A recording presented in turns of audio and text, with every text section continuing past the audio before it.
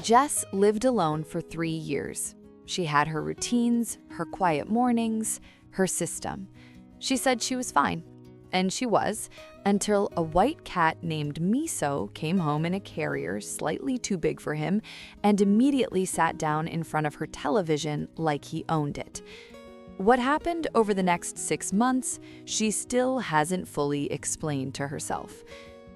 Jess had a system. It worked perfectly. She woke up at 6:45 a.m., made coffee, sat in the same chair by the window, and had 30 quiet minutes before the day started. She came home at 6:30 p.m., made dinner for one, watched whatever she wanted on TV without negotiating, and went to bed when she felt like it. No compromises, no interruptions. No one rearranging her routines, or leaving dishes in the wrong place, or asking what she wanted to watch. She had lived alone for 3 years. She was, by every measurable standard, completely fine. This is what she told her sister on a Tuesday in February.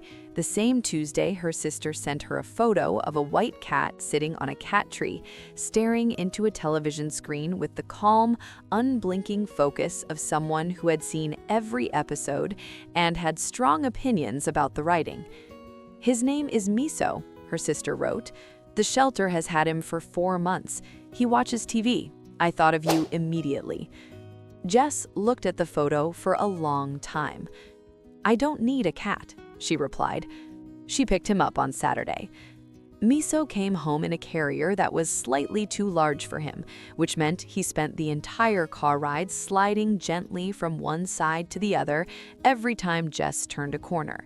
He did not meow, he did not panic. He simply repositioned himself each time with the quiet dignity of someone who had decided that complaining about circumstances was beneath him. Jess put the carrier down in the living room and opened the door. Miso stepped out, sat down, looked at the television, off at the time, then looked at Jess, then looked back at the television with an expression that clearly communicated his thoughts on the matter. She turned it on. He jumped onto the couch, settled into the corner closest to the screen, and stayed there for 2 hours without moving. Jess sat on the other end. Neither of them said anything. It was, she realized later, the most comfortable she had felt in a shared space in a very long time. She hadn't planned on staying on the couch that long. She stayed anyway. The next morning, Jess sat in her chair by the window with her coffee at 6:45 a.m.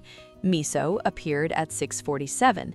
He jumped onto the windowsill beside her, sat down, and looked outside. Not at her, not at the coffee, just out the window, watching the street below with the attentive stillness of someone on a shift they had not been asked to take, but had decided to accept. Jess didn't move, Miso didn't move. They sat like that for 24 minutes.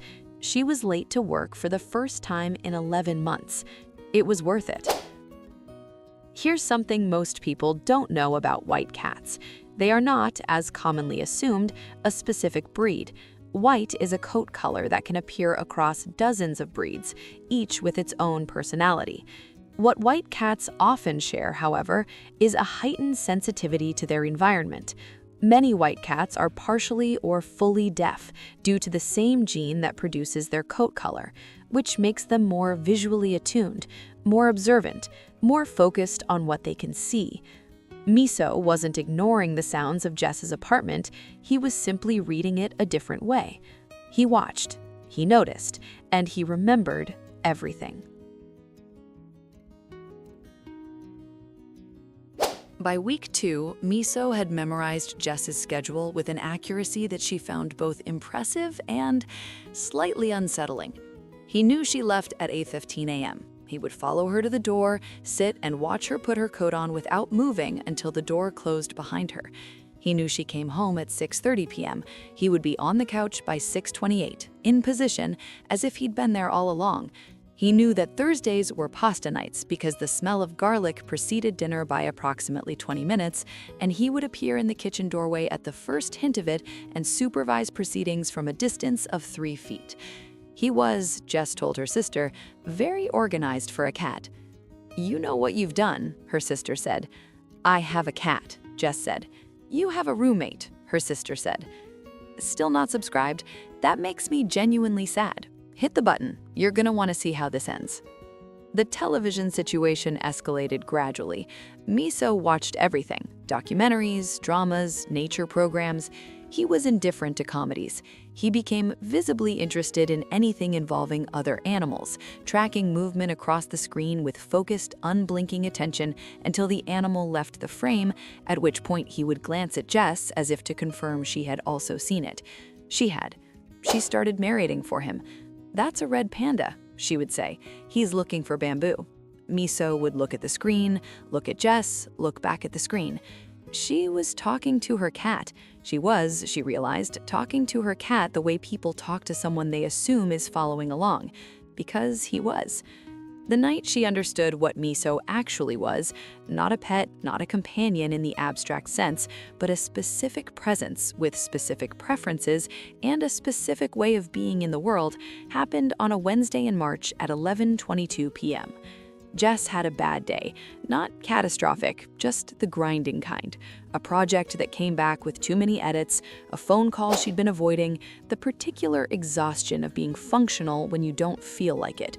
She came home later than usual, didn't make dinner, sat on the couch, and didn't turn on the TV. Miso jumped up beside her. He didn't go to his corner. He sat next to her, closer than usual, and pressed his small white side against her arm. Not purring loudly, just present, just warm. She looked down at him, he looked straight ahead, like he was simply keeping her company and required no acknowledgement for it. She didn't move, he didn't move. They sat in the quiet for a long time. At some point, she realized that the apartment, which she had always described to herself as peaceful, had actually been empty, and that there is a difference between the two that you don't understand until something fills the space you didn't know was hollow. Miso is 10 months old now. Jess still has her system. She still wakes at 6:45, still makes coffee, still sits in the chair by the window. The difference is there are now 2 of them in that chair. Technically, Miso has claimed most of it, and the 30 minutes quiet have become 30 minutes of looking out the window together, while the street below slowly wakes up. She is still, by every measurable standard, completely fine. She is also, for the first time in 3 years, not alone, and she has stopped pretending those 2 things are the same. Some spaces feel peaceful because we've made them that way. Others feel peaceful because the right creature finally walked through the door and decided to stay. Miso didn't fix anything. He just showed up and refused to leave, and sometimes that is exactly enough. Did Jess rescue Miso, or did Miso rescue her? Tell me in the comments.